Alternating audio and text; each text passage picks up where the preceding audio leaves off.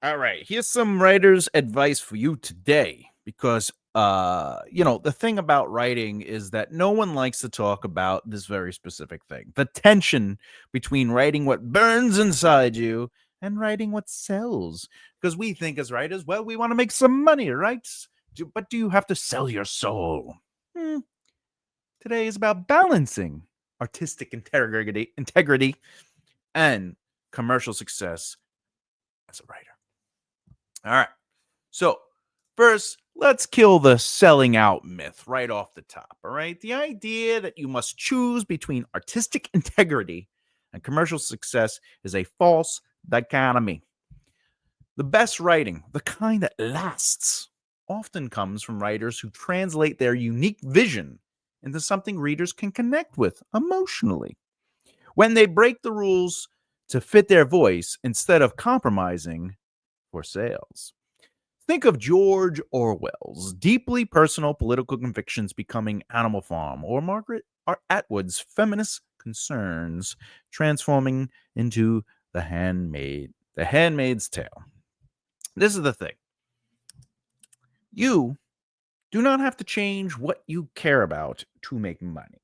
When you develop your voice as a writer, when you develop your brand that the audience connects with, that is what gets them to buy your books. Now, of course, your books have to have some sort of quality to them that they relate to, resonate, right? But also are good, but you're going to get better and better with every book you write. So that part of it, but when you're starting out your first book, you don't have to make it less than who you are just to get that book to sell. It's not about selling your books, it's about finding your audience. For example, on this YouTube channel, one of the things that I noticed through, because I keep track of everything, is that when I first started a channel, my views were through the roof. I was getting a lot of views, and I was like, oh, wow, this is great.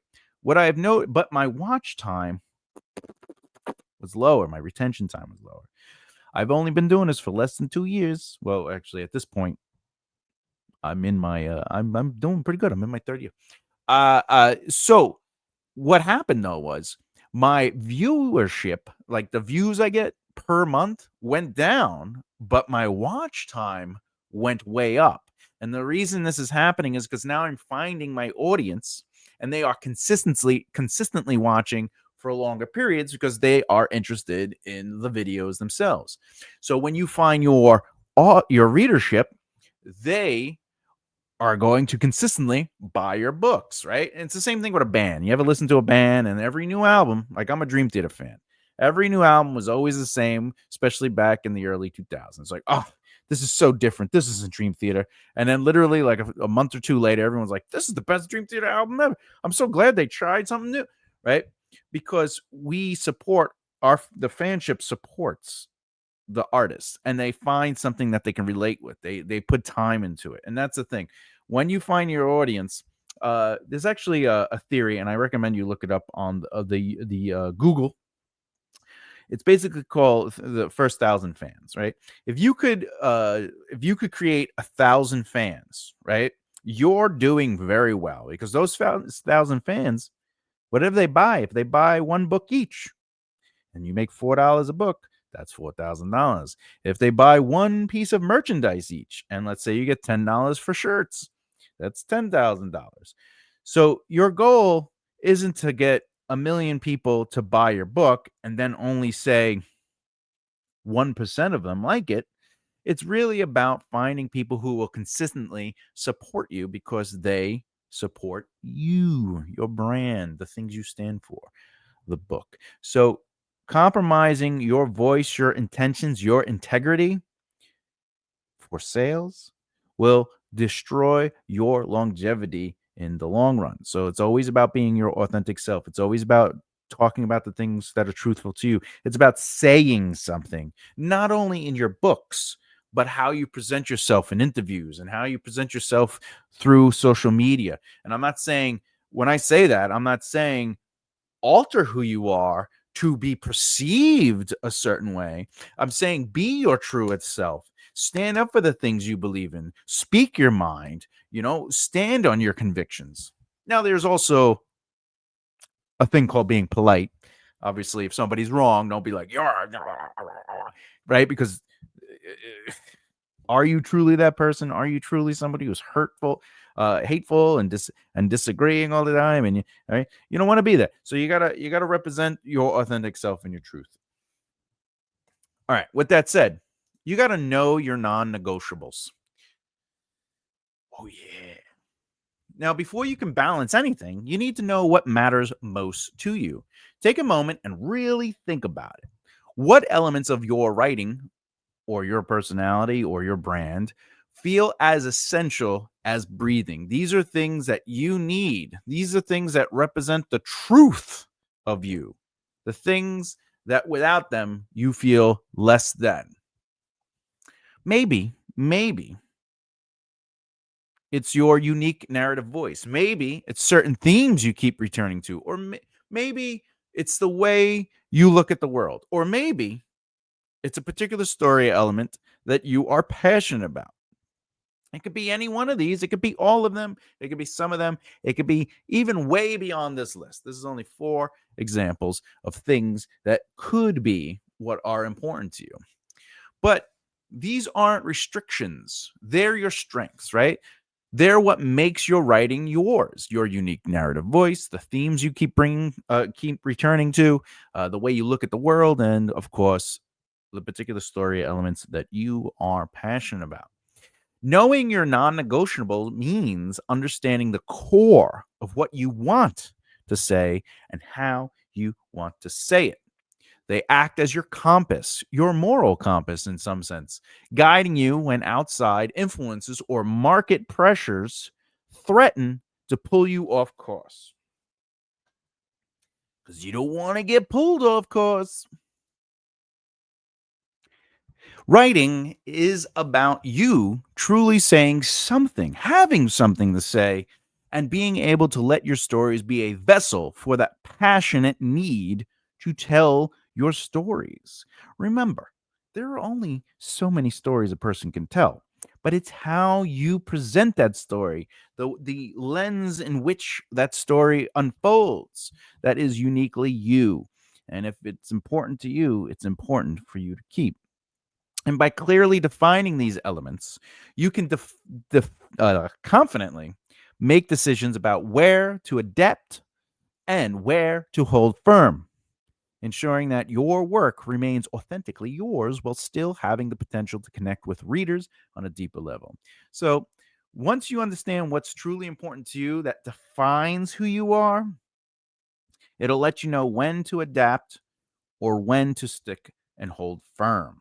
Now, the things that I care about mostly could be as authentically distinct as my lyrical writing style, not my purpley or poetic writing, my lyrically, because I come from poetry, I come from a music background, right? So all these things, right? But I like clear, cinematic, distinctive movement of the characters through the reveal and discovery of the experience through the characters. So I allow the audience to use some of their brainage to infer what is going on. I'm not a fan of directly saying, "Hey, I am sad," for a character. But other things, I love healthy relationships. I love these things. I like, and that doesn't mean they can't argue, disagree, fight, be mad at each other. Healthy relationships means that there's clear communication or there's clear boundaries set and things like that. It doesn't mean I don't have unhealthy relationships in the novel, but I like to also represent healthy relationships. These are important to me. However, if somebody said to me, "Look, can you write? I know you write epic fantasy, but could you write, a story that is more contemporary or less fantastical, less magic, less gods, less all this stuff?" I can say yes to that. That is not a hard rule to me because the way I write is uh, my unique perspective and voice as a writer. The themes I write about are important. I don't really. The genre is not as important to me. So that brings us to understanding the market without letting it own you. All right. The market isn't your enemy. Think of it as your audience sitting around a campfire waiting for your story. They have certain expectations. Sure, they want good pacing that keeps them absorbed in the journey. Yeah, they want character arcs that feel satisfying and characters that feel dimensional. And of course, they want enough familiar elements to help them find their footing, meaning they need something to relate to. They need to understand it. Of course, they don't need to understand the magic and power of being the almighty genie, but they do need to understand the motivations and maybe the failures and successes of their characters. That is how we relate. The human elements of relating to Mickey Mouse makes it possible because Mickey Mouse happens to be a mouse, but it is the truth within the mouse that is human. All right. Huh? It's me, Mickey. uh, just saying. But here's the secret. These aren't creative handcuffs. They're tools you can use to make your unique voice more accessible. Understanding the market means recognizing reader expectations and using them to enhance your story rather than stifle it. It's about understanding genre conventions, pacing, that's right, and character development trends without compromising your originality. By knowing what readers want, you can make informed choices that help your story reach a wider audience, all while staying true to your vision. Think of it think of these ideas as building a imaginary bridge between your truth as an author, the narrative truth of what your book should be because you are trying to say something, and what the audience is eager to hear about. It's never about you have to write it this way. It's about knowing what audience expect of a genre and playing with it in a way that stands true to your voice. For example, all right, if you are writing a noir, thriller, mystery, crime book, there should be at least a crime, a mystery to solve, and it should be from the perspective of a single POV. Should be.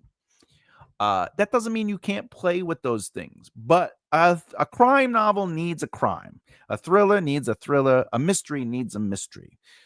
Just like a romance novel, specifically a romance novel, needs a happily ever after. But how you get there is all authentically you. Now, this is the art of strategic flexibility. Think of your story as a house that you are building. Your voice is the foundation and load bearing walls. They stay, they have to. But the market? That's like knowing what makes a house comfortable for visitors. Maybe you keep your unusual narrative structure, but add clearer signposts for readers. Front door this way. Perhaps you maintain your complex themes, but weave them into a more conventional plot. Open floor plan. You might preserve your unique characters, but give them more relatable entry points. Okay. And when it comes to a house, that might be that I like black walls. I like my walls to be black. Somebody walks into my house and they're like, "Oh, I don't like black walls." Well, the good news is you don't. This isn't your house, but it still should look like a house. They should know where their rooms are. They should know where the bathroom is. They should know where the kitchen is, the living room. These are all, oh, what's the entertainment room? Where do we get to hang out oh, where's the dining room? Like these things are right, but the way you dress up that dining room is you. Strategic flexibility means finding ways to adjust your story without losing its essence. It's about compromise that doesn't feel like sacrifice. By understanding where readers might struggle, you can make intentional changes that keep your work accessible while staying true to your vision. This could mean simplifying certain elements for clarity, adding emotional beats that connect more universally, or shifting the focus on a scene to make it more engaging. Flexibility isn't about watering down your voice, it's about finding creative solutions that make your story more inviting without losing its core identity. I'm sure you've heard of a Mary Sue or a Gary Stu. And in those situations, the reason they're very difficult to like or follow or feel a resonance towards a relatability is because they are perfect. They don't have a learning curve. They don't struggle or feel challenges. They rarely show a true emotion. And that's the thing. We relate to failure to success. We relate to being challenged for the things we want. We relate to an emotional truth.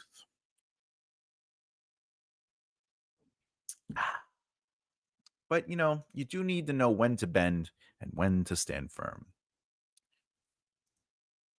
So consider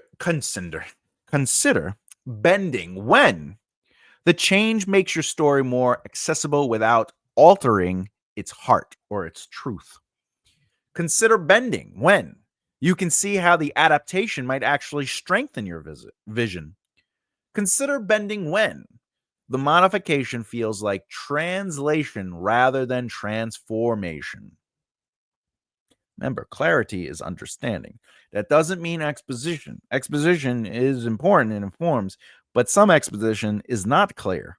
What it means, you want to feel like it's a translation of truth rather than a transformation. Meaning, if you want to um, write a romance novel and the modification makes it turn into a thriller, that's a no-go. However, if what you're writing doesn't feel like a romance because it doesn't have the happily ended ending, it never had a meet cute, it doesn't have the will they won't they, it doesn't have things like that, and they go, look, I know you're writing a romance, but the guy dies at the end. Like, well, that happened in P.S. I Love You. Yes, but that is not a romance. You know what I'm saying? You know what I'm saying? You know what I'm saying? Okay. I love that movie, by the way. Okay, and a story too. It's a book too. So, but you should stand firm when the suggestion change, or I should say, stand firm when the suggested change would rob your story of its meaning. Stand firm when your gut twists the very thought of modification. Stand firm when the adaptation would make the story unrecognizable to you. Finally, you have to understand failing to balance your truth with market demands can hurt a story, the narrative, and the plot altogether. A writer whose narrative voice is unique but inaccessible might create a novel praised for its boldness but unable to find an audience. On the other hand, stories that lean too far into market demands without maintaining any personal vision can end up feeling formulaic and forgettable. All right. Now, there's a book, Infinite Jest by David Forrest Wallace, a work that's undeniably complex and true to the author's unique voice. His voice is right there, right? But Wallace blends just enough to create an experience readers can engage with despite its daunting challenge. In contrast, many derivative works in popular genres fail because they forget to inject any genuine perspective or unique ideas. But this is the truth of it all, the power of small adjustments. Often, the difference between a manuscript that maintains integrity while finding its audience and one that doesn't comes down to small, truthful adjustments. One, clarifying character motivations without simplifying them is a powerful adjustment. Tightening pace while keeping essential scenes is a powerful adjustment. Adding familiar genre elements that generally serve your story, powerful adjustment.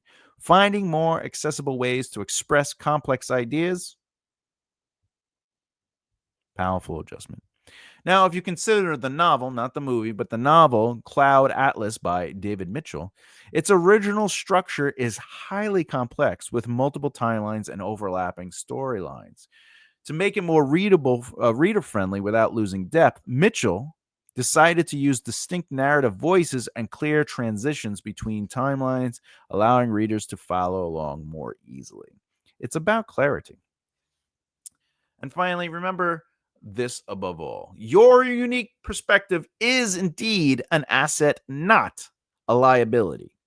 The goal isn't to stand down Actually, let me repeat that. The goal isn't to sand down your edges until you're smooth and forgettable. It's to sharpen your work so it's brilliant and visible to others. The sweet spot exists where your true voice meets readers where they are emotionally. It's not about changing your destination, it's about building better roads to get there. Clarity, clarity. I have one client that I worked with, and they liked descriptions, and it was just a, every scene opened up with a deep descriptive passage, and then it was just dialogue that informed. And my advice to them, my critique was, listen, a lot is happening. Things are happening. Things are unfolding. We're being described things, and characters are talking, but nothing is happening. And the reason is because the first rule of thought is A, no one's being challenged. There are no challenges to their positions, no challenges to their choices, no challenges to anything. So there's no emotional movement. It was all informative. Even the dialogue was informative. The other rule they were not implementing was every line must include one or more of these three elements: plot, character development, or world building. Okay? Moments should be through, even descriptions should be through the perspective of characters, and or add to the world building, and or create a forward momentum for the plot. If the description is plot filled, it would allow us to be informed to know that something is coming, or it's informing us that something has happened, or it's informing, foreshadowing, whatever the case may be. If it's character driven, it's through their POV, or we're learning something about their internal struggle or their external struggle, right? Or just how they operate, what they look at, by the way, like what you describe. And if it's through their POV, that's character development, because we're learning what they're paying attention to. I have a character, Devious, right? His name is Devious. And when I'm in his POV, he's noticing people doing things. When I'm in another person's POV, less so. They're mostly concerned about what they're doing, right? And that is a POV. That POV is defining their character development. And of course, world building is exploring like the truth of it. So, what's uniquely this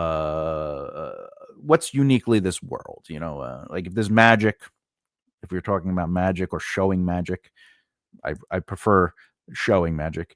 That is world building, especially if we see how it works, even if it's not explained per se. But if somebody has to take out a component, and they move their hands around, and they say magic words and then cast a thing, and then they look weak, well, now we understand magic a little bit. It's not direct exposition, but it is being shown, and that's being shown through character movement and potentially world building, because you're showing magic.